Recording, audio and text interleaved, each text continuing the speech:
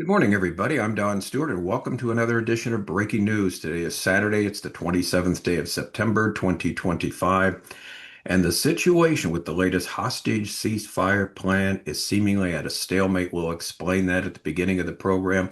And we have a couple other stories of great importance. So, as always, stories that fit what the Bible has to say, what our world's going to look like at the time of the end of the age, before the return of Christ, and the many specific events it predicts, that is, the Bible, to precede it, are falling into place day by day. All right, here's the top story. From the Jerusalem Post through Khan News, which is an Israeli site. Trump's envoy pressing Netanyahu in New York to reach a ceasefire deal. Donald Trump's envoy, this is Witkoff and Jared Kushner, had met Netanyahu, as we talked about yesterday, when he came to New York, but they started pressing him to accept a ceasefire deal. We're going to explain how that went. And then we have Donald Trump saying, according to the Times of Israel, he vows intense talks to continue until a deal is reached to free the hostages and end the Gaza war. There's quite a claim here that he is making. So we'll talk about that also. And then in good news, snapback to take effect. The UN rejects the last-ditch effort to delay sanctions on Iran. This is from Israel National News.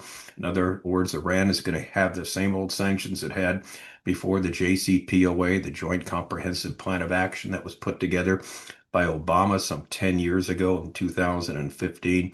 And this is very good, but it's going to be very dicey for Iran right now because they're having enough difficulty trying to, keep their head above water. And these will be sanctions, economic sanctions, other sanctions against not only them, but people who buy oil from them, countries that do that. So again, this is huge. And finally, here we go again from Fox News. Vladimir Putin is pushing the limits. Eastern allies warn Trump not to pull out U.S. troops. Keep your troops in the area because Putin is pushing the limits with all of us. So we continue to see this every single day, and we don't know when or how it's going to end. But let's look at these first two stories. They're fascinating and they're unresolved. Trump's envoys pressing Netanyahu in New York to reach ceasefire deal. This is from the Jerusalem Post. The message was reportedly delivered during a meeting in New York on Thursday, and the envoys were quoted as saying, Mr. President thinks it is time to push to end the war. Bibi, it's time. These are Steve Witkoff and Jared Kushner, as Trump's son-in-law. He told Prime Minister Netanyahu that Trump wants to move forward toward ending the Gaza war. Khan News in Israel reported this last evening. The message was reportedly delivered during a meeting in New York on Thursday, and the envoys were quoted as saying it's time to end the war, Bibi. The envoys arrived to discuss changes Netanyahu sought in the new plan to end the war, according to the report. Netanyahu and Strategic Affairs Minister Ron Dermer expressed, and get this, firm objections to several clauses during calls with Trump's associates, the report said. Their goal was to reach a broad understanding before a planned Netanyahu-Trump meeting on Monday in New York. Khan News reported. An Israeli official told the outlet there is a very low likelihood that fighting would resume after a ceasefire. Netanyahu's office was cited as saying any framework must include the total dismantling of Hamas, and Israel would not compromise on that point. According to the report, the plan under discussion includes a rapid release of all hostages, a permanent ceasefire, and a gradual Israeli withdrawal from the Gaza Strip. Additional elements reportedly include the end of the Hamas rule, the demilitarization of Gaza with possible amnesty for senior Hamas members who leave the Gaza Strip, deployment of an Arab security force, limited Palestinian Authority involvement in civil governance, a United States guarantee that Israel will not annex the West Bank territory, and a joint reconstruction fund with Saudi Arabia, United Arab Emirates, and the United States. All right, there is actually a report in one of the Israeli periodicals this morning that basically summarizes all 21 points of this agreement as it is understood. And so what we're going to do on our next edition of Breaking News is go through them, look at that. We're going to quote the article. We're going to print it for you, be there on the website in our summary and on our YouTube page. And this is supposedly summarizing what the 21 points are. And let me tell you, you'll see there's a number of them that Israel, there's no way they're going to be able to accept. But this is what Trump's pushing Netanyahu to accept. So Israel does have a number of objections to the plan. What will this mean? Will Trump try to force them to accept the plan anyway because the Arab/Muslim nations like it? And what about Hamas? What about their response? Why should anyone expect them to cooperate? It is no wonder that Netanyahu, now here's the key, he did not comment on the plan in his talk yesterday at the UN. Neither did he hold a press conference afterwards to take questions. He says he will hold a press conference after his talk with President Trump on Monday. So there's a lot to be, dealt with coming up in the next few days. So that's where we're at with this. But then we have this story now to complicate matters even further. From the Times of Israel, Trump vows intense talks to continue until deal is reached to free the hostages in the Gaza war. Now, get this. U.S. President says Netanyahu kept in the loop about negotiations held in recent days. There is more goodwill and enthusiasm for getting a deal done than I've ever seen before. This is from Donald Trump. Now, let's take a step back and understand what he just said. President Trump is talking to these Muslim nations and trying to work out a deal for the end of the Gaza war. He's keeping Netanyahu in the loop with what they've decided they're going to do. Israel is not part of the negotiations right now. They're not part of the, back and forth with Trump and the Arab/Muslim nations. Now, wouldn't you think, since it's Israel's war, they're fighting for their own survival, that they ought to have a say in this, that they ought to have the last word? But it seems the U.S. is preempting any Israeli involvement. And let me tell you, that hadn't been lost on the Israeli public. You ought to see the comments. I thought he was president of the United States, not president of Israel. When did he get the power to tell Israel what to do? Et cetera, et cetera. So this is going to be really interesting to see how this all plays out, because there's a lot of unhappy campers in Israel now with what's Donald Trump's doing in this. Well, but we'll see. President Trump said Friday he was holding intensive talks with Middle Eastern nations on a Gaza ceasefire hostage deal, and that Israel and Palestinian terror group Hamas were aware of the discussions, which he said would continue as long as required. Neither Israel or Hamas are involved in these discussions. After meeting leaders and officials from multiple Muslim-majority countries this week to discuss plans for ending the war, Trump wrote on his Truth Social app that he's pleased to report we are having very inspired and productive discussions with the Middle Eastern community concerning Gaza. Yet Israel and Hamas aren't part of the discussions. Intense negotiations have been going on for 4 days and will continue as long as necessary in order to get a successfully completed agreement. All of the countries within the region are involved. Hamas is very much aware of these discussions, and Israel has been informed by at all levels, including Prime Minister Netanyahu. He said, I think we will have a deal on Gaza. Trump said very close to a deal on Gaza. He said before departing the White House to attend the Ryder Cup golf tournament in New York, it's looking like we have a deal on Gaza. We'll let you know. It's going to get the hostages back. It's a deal that's going to end the war. There's going to be peace. I think we have a deal. And again, he indicated he will meet with Netanyahu in Washington on Monday before the deal can be finalized. Now, again, Netanyahu's remarks before the UN General Assembly on Friday, pledging to continue the war started by Hamas-led group on October 7, 2023 attack until all of the Israeli aims have been met. He indicated he is not yet ready to accept the Trump plan, which Israeli television reported the premier is facing U.S. pressure to accept. Channel 13 News quoted Israeli sources who said the administration's patience was wearing thin over the Gaza war, with Israel increasingly pressed in recent days to back a hostage release agreement that ends the war. Well, it's all going to depend on what happens on the Monday Trump-Netanyahu meeting. But again, how can you end the war if the one side, Hamas, doesn't agree to, what you're saying has to happen? They have to lay down their weapons. They have to leave. They have to release the hostages. They have to allow a rule in Gaza that doesn't have them. And all these things have to be taken care of, but it doesn't seem like they're being met right now. So anyway, we'll see.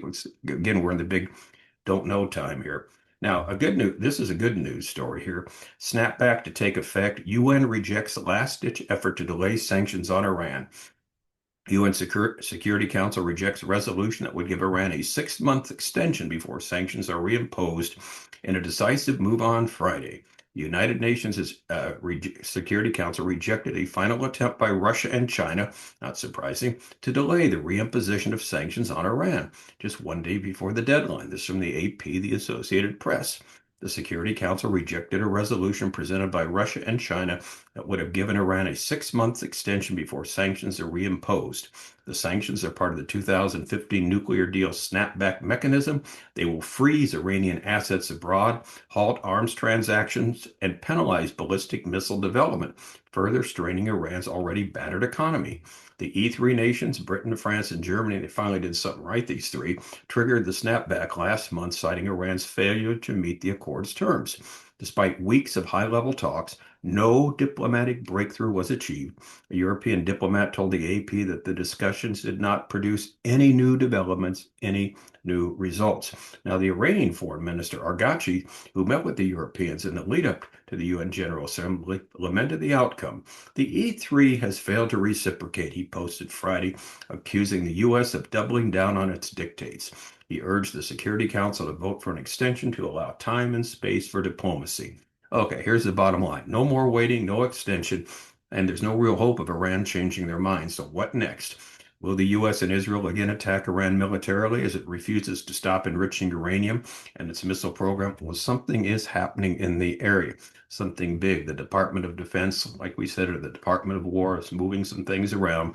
We talked to our friend Nader. Nader, of course, for those of you who don't know, he's an Iranian who became a believer in Jesus Christ. He works with special forces, with the people who are making the decisions there. He knows all kinds of different things. A lot of them he can't tell me, but he's just telling me this. He said, just note that a lot's going on right now. There's chatter everywhere that things are happening, and Iran is really freaking out. So something's going to happen. We don't know what. And again, I don't press when I'm not told. Well, we'll see. We'll see what's happening. And this snapback for the sanctions is a huge, huge, huge story. So we're glad to see that. So we'll see what happens next. Remember, we talked about yesterday, Hegseth is going to have something like 800 generals and admirals next week in Virginia with a special meeting. He's called that together. Department of War head Peter Hegseth. What's he going to do? Well, we'll wait and see. We don't know, but this is unparalleled. So seems something's going to happen somewhere. All right. Now, speaking of somewhere, we got this issue too. Let's not forget from Fox News, Putin is pushing the limits. Eastern allies warn Trump not to pull out U.S. troops. Estonia, Lithuania, and Romania urged a continued U.S. troop presence. Eastern European leaders are urging President Donald Trump to keep U.S. troops on NATO's eastern flank after a wave of Russian air and drone incursions, warning that Vladimir Putin is pushing the limits and will only believe what he sees from allied defenses. In interviews with these Fox News Digital with ministers from these three countries, they said the alliance must harden its position, its posture, moving from air policing to integrated and air defense missiles, sharpening the rules of engagements and sustaining U.S. troop rotations to prevent Russia from normalizing violations and eroding Article 5's credibility. That's Article 5 means you can't go into, the NATO nations have their own airspace. It can't be violated by non-NATO countries such as Russia. And they've done it 7 times. There have been 7 violations in the last couple of weeks.